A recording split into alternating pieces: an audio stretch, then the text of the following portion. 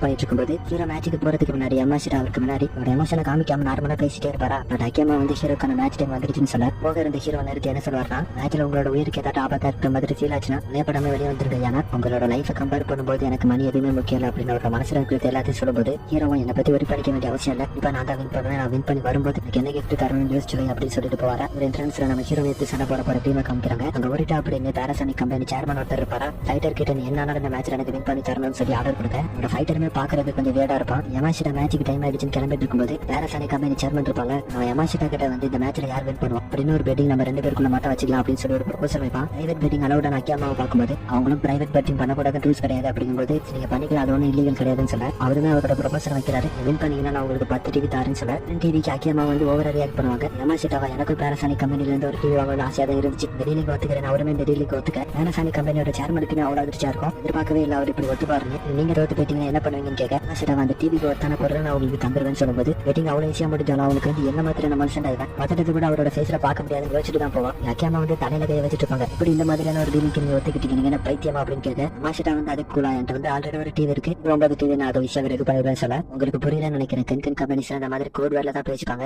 Like அவங்க என்ன business பண்றாங்களோ அந்த ப்ராடக்ட்டை வச்சு உங்களுக்கு ஆஃபர் பண்ணுவாங்க. ப்ராடக்ட்டுக்கான அர்த்தம் வந்து அந்த கம்பெனியோட ஷேர் உங்களுக்கு தரதா தான் இருக்கும். அப்படி பார்த்தா அந்த கம்பெனியோட 10% ஷேர்ஸ் நீங்க வின் பண்ணீங்கன்னா உங்களுக்கு கிடைக்கும்னு சொல்லும்போது இது கேட்ட யமாஷிடாக்கு கண்ணே வெளியே வந்துடும். இப்போ பிகெஸ்ட் எலக்ட்ரிக் கம்பெனியோட 10% ஷேர் எனக்கு கிடைக்க போதா சமயத்துல தோத்து போன என்ன ஆகுறதுன்னு யோசிச்சுட்டு இருக்காரு. இதுக்குள்ள அக்கியாமா இப்போ அந்த கம்பெனியோட மார்க்கெட் பிரைஸ் கால்குலேட் பண்ணி தோத்து போனீங்கன்னா 200 பில்லியன் yen வந்து அவங்களுக்கு கொடுக்கணும்னு சொல்ல அதான் யமாஷிடாவோட வாழ்க்கையை இந்த மேட்ச்ல தான் இருக்குது. சயக்க நம்ம ஹீரோட இன்ஃபர்மேஷன் கொடுத்து அவர் இன்ட்ரடியூஸ் பண்ணிட்டு இருக்க ஹீரோக்கான என்ட்ரியே வெறியா இருக்கும். அதே சமயத்துல உனக்காக தான் இவ்வளவு நேரம் வெயிட் பண்ணிட்டு இருந்தேன் அப்படின்னு ஒரு மாதிரி பிளஷ் ஆயிட்டு இருப்பான். அவர்கிட்டே கோவை யூனிவர்சிட்டி செக்ரட்டரியும் இருப்பாங்க. உங்களுமே நம்ம ஹீரோ பார்த்து பிளஷ் ஆயிட்டு இருக்கேன். இங்க நம்ம பேனாசனிக் ஃபைட்டரை வந்து ஒரு மாற்று சொல்லி இன்ட்ரோ பண்ணுவாங்க. இன்ட்ரோ பண்ணி ஜான் பார்த்து எல்லாரும் தேடிட்டு இருக்கும்போது ஆனா இப்படி வந்து ஆன்சரை பயங்காட்டி விட்டுவாங்க. இந்த மேட்ச் ஸ்டார்ட் ஆகிறதுக்கு முன்னாடி நம்ம ஹீரோ அவனை பார்த்து அனலைஸ் பண்ணிட்டு இருப்பாரு. பாக்குறதுக்கு ரொம்ப சின்னதாகவும் வல்னரபிளாவும் தான் இருக்கான். ஆனா சம்கோவில் எப்படி ஸ்ட்ராங்கா இருக்கான் அப்படின்னு இவர் இங்க யோசிக்க ஸ்பைடர் வெப் வண்டி வேற ஆக்கிபை பண்ண மாதிரி இருக்கும். இங்க ரெஃப்ரிமே மேட்ச் ஸ்டார்ட் பண்ணி விட நம்ம ஹீரோ பஞ்ச் பண்ண ட்ரை பண்ணுவானா ஒரு அதில் மிஸ் ஆகி திருப்பி பஞ்ச் பண்ணும்போது அதை பிளாக் பண்ணிடுவான். பிளாக் பண்ணா நம்ம ஹீரோ அவனோட ஃபேஸ்ல ஒரு கிக் பண்ண அவனா அதே சமயத்துல 90 டிகிரில ஒரு கிக் பண்ணுவானா நம்ம ஹீரோ மிஸ் ஆகி 2 பேரும் மாத்தி மாத்தி பயங்கரமா சண்டை போட ஆரம்பிக்கிறாங்க.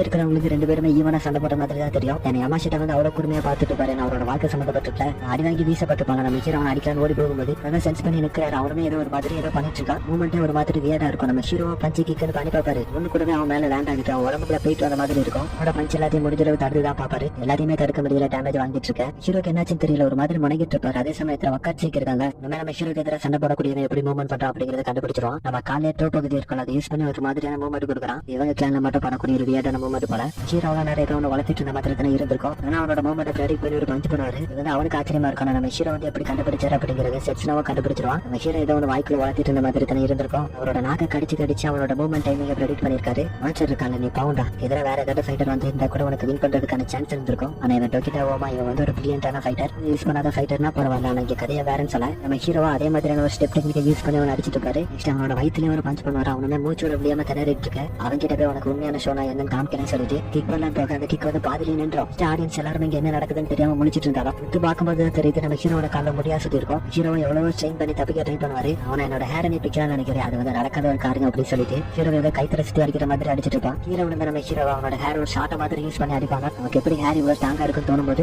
ரியல் லைஃப் பிரின்சிபல் சொல்ல ஆரம்பிக்கிறாங்க. உங்களோட ஒரே ஒரு முடிவு மட்டும் எடுத்து அதுல வெயிட் தங்க விட்டீங்கன்னா அதை ஈஸியாவே ஒரு 150 கிராம் வெயிட்ட தாங்க முடியுமா? இதே நீங்க 1 லட்சம் முடிய சேர்த்து வச்சீங்கன்னா இந்த 10 வெயிட் உள்ள ஒரு பொருளை தூக்க முடியும்னு நமக்கு ஒரு ரியல் லைஃப் பிரின்சிபலை சொல்லி முடிக்க அந்த ஸ்பைடர்மேன் இருக்காங்க. அவனோட ஃபேமிலி சீக்கிரட்டுமே ஒன்று சொல்றாங்க. ஃபேமிலி இந்த மாதிரி முடிய ஸ்ட்ரென்த் பண்றதுக்காகவே பல வகையான ஆயில்மெண்ட் எல்லாம் யூஸ் பண்ணி இதுக்குள்ள அதே ஒரு பிரைமரி வெப்பனை யூஸ் பண்ணக்கூடியவங்க. நம்ம ஹீரோ வந்து அவரோட சுச்சுவேஷன் ஓரளவு புரிஞ்சுக்கிட்டு இதை வந்து அவன் அட்டாக் பண்ணலான்னு போவாரு. அவன் என்ன பண்ணுவான்னா ஹேர் வந்து அவரோட கால லாக் ஆயிருக்கணும், அதனால ஹேர் இழுத்து விட்டுவான். என்கிட்ட இருந்து தப்பிக்கவா பாக்குற அப்படின்னு நம்ம ஹீரோ ஒரு மாதிரி சுட்டுவானா பார்க்கும்போது முடி எவ்வளவு நேரம் தான் நமக்கு தோணும். நம்ம ஹீரோவை செவுத்துல வீசிட்டு அவரோட கையை கேட்ச் பண்ணிடுவான். அவன் தலையில இருக்கக்கூடிய எல்லா முடியுமே ஒரு ஷார்ட் மாதிரி யூஸ் பண்ணி நம்ம ஹீரோ அட்டாக் பண்ணிட்டு இருக்காங்க. பேனாசோனிக் கம்பெனியோட ஓனர் இருப்பாரு யமாஷிடாவோட ஃபேஸ் எப்படி இருக்குன்னு பாப்பாரு. பார்க்கும்போது இந்த மாதிரியான ஒரு சுச்சுவேஷன் சுடிச்சுக்கிட்டே இருப்பாரு.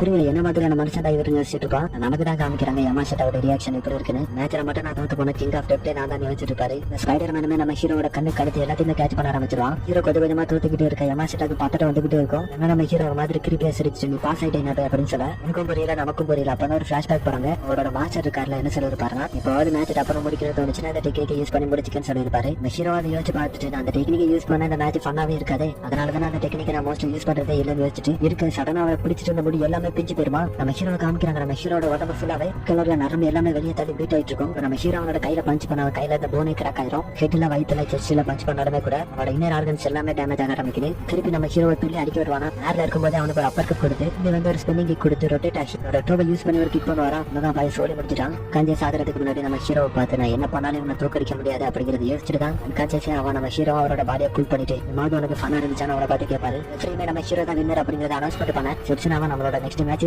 நான் ரொம்ப வெயிட் பண்ணிட்டு இருக்கேன் அப்படின்னு மாதிரி ரியாக்ட் பண்ணிட்டு இருக்க செக்ரட்டரியுமே நம்ம ஹீரோ பார்த்து ப்ளஸ் ஆயிட்டு இருப்பாங்க. மேட்ச் எல்லாத்தையுமே யமாஷிட்டா பையன் கென்சாவும் மானிட்டர் மூலமா பார்த்துட்டு தானே இருப்பான். அப்பாவோட ஃபைட்டர் வின் ஆயிட்டானா நெக்ஸ்ட் மேட்ச் அப்படின்னு மானிட்டரை பார்ப்பான். பார்க்க தெரியும் நெக்ஸ்ட் மேட்ச் இவனுக்கு என்னோட அப்பாவுக்கு தான். யமாஷிட்டாவை வின்னான சந்தோஷத்துல ஜாலியா போயிட்டு இருக்கும்போது பேனாசானி கம்பெனியோட ஓனர் வந்து யமாஷிட்டாவை கூப்பிட்டு ஃபர்ஸ்ட் ரவுண்ட்லயே தோப்பு நான் எதிர்பார்க்கல, நம்ம ப்ராமிஸ் பண்ண மாதிரி இந்த என் கம்பெனியோட 10% ஆஃப் ஷேர்ஸ்மே ஷேருக்கான டாக்குமெண்ட் எடுத்து கொடுக்கலான்னு வர யமாஷிட்டா வின்னான ஹாப்பினஸ்ல இப்படி ஒன்று நடந்ததே மறந்து போயிட்டாரு. இப்பதான் அவருக்கே தோணுது நம்ம பேனாசானி கம்பெனியில வின் பண்ணிட்டு அப்படின்னு யோசிச்சுட்டு பாரு. இந்த அதிர்ச்சியில் அவர் நின்றுட்டு இருக்கும் போதே இருந்து ஒரு வாய்ஸ் வருது வேணான்னு. நாங்க இந்த மாதிரியான ஒரு விஷயத்துக்கு சண்டை போட்டோம் நினைக்கிறீங்களா, இல்ல யாரு ஸ்ட்ராங்கஸ்ட் அப்படிங்கறத புரிய பண்றதுக்காக தான் நாங்க சண்டை போடுறோம். மாதிரியான விஷயத்தெல்லாம் தந்தை எங்களை கேவலப்படுத்தாதீங்க. நான் சொல்லலாம் அவசியம் இல்லை, இதான் யமாஷிட்டாவும் சொல்லுவாரு நம்ம ஹீரோ சொல்ல. யமாஷிட்டாவை உனக்கு யாரா சொல்லணும் அந்த மாதிரி தான் முடிவு எடுப்பேன் அப்படின்ற மாதிரி யோசிச்சுட்டு பாரு. அந்த சேர்மனுக்குமே அவரோட கிராட்டிடியூட இந்த மாதிரி எக்ஸ்பிரஸ் பண்ணணும் அப்படிங்கிறது தெரியல. உண்மையாவே ஒரு பெரிய ஆள் தான் அப்படின்னு சொல்ல யமாஷிட்டாவை இந்த சிச்சுவேஷன் எப்படி ஹேண்டில் பண்ணணும் அப்படிங்கறதே தெரியாம முடிச்சிட்டு இருப்பாரா. பேனாசானி கம்பெனியோட ஓனர் வந்து யமாஷிட்டா வர மாதிரி தெரியல. நம்ம ரெண்டு பேரும் பெட் பண்ணிக்கிட்டோம், இதை நீங்க கண்டிப்பா ஏத்துக்கணும், கெஞ்சி கேட்கறத நீங்க வாங்கிக்காங்க அப்படின்னு சொல்ல மாசத்தை அவரோட மனசை கண்ணாக்கிட்டு ஒரு சில விஷயங்கள் பேச ஆரம்பிக்கிறாரு. நம்ம ரெண்டு பேரும் பெட் பண்ணிக்கிட்டோம், அந்த மாதிரியான ஒரு விஷயம் நடந்ததாவே எனக்கு ஞாபகம் இல்லையே, மட்டும் இல்லாம எனக்கு அந்த கம்பெனியோட ஷேர்ஸ் எல்லாம் வேணாம்னு சொல்லிட்டு போயிட்டு வரா அப்படின்னு நம்ம ஹீரோ கூப்பிட்டு கிளம்ப ஆரம்பிச்சிருவாரா. இவனை யமாஷிட்டா மாதிரியான ஒரு கிரேட் பர்சன் என் வாழ்க்கையில மீட் பண்ணதில்லை அப்படின்னு யோசிச்சுட்டு இருப்பான். எல்லாக்கெல்லாம் பேசிட்டு யமாஷிட்டா நடந்து போகும்போது என்ன மாதிரி ஒரு இருக்க உலகத்திலே இருக்க முடியாது அப்படின்னு யோசிச்சுட்டு போயிட்டு பாரு.